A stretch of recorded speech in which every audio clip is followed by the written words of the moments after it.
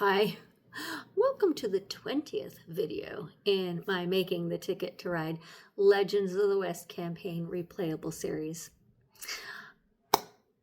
I told you the last one was the last, but you can't have an odd number, right? Before we begin, I will give a spoiler alert because I will be talking about game elements, and if you don't want to have those game elements spoiled, then this video is not for you. However, if you are like me and you want to make your Ticket to Ride Legends of the West campaign replayable, then welcome.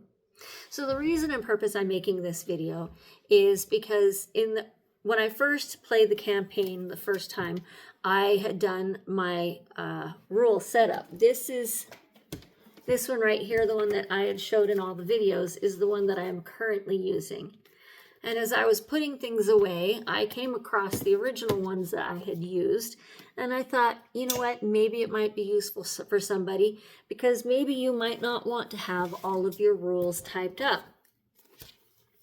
So I thought that I would show a video of some of the first things that I had done. One of the first things I had done is I kind of made up just a sheet like this that had the game setup and the game end with little things that I could then Velcro on. Then I made up a gameplay booklet here that is just blank and fresh. It's got the first rules that you have for the first game, and I put little Velcro dots, made lines, and then I have a bag here that has all the rules. So then as you're going through and you're playing and you're adding whatever game elements, it has it written on the back from where it came from. As you're going through and playing, then you can match it up. Like this one is the H&I track bed. So then you would just take and you would put it on there like that when you come across the rule. And then you end up with just an easy to look through rule book, 2 pages, and then you can just peel on and off. The reason I got away from this one is because it was just really too hard to keep track of all these things when you're playing and you're trying to pull them out and everything like that. But it is just another idea that somebody could use for keeping track of your rules and stuff.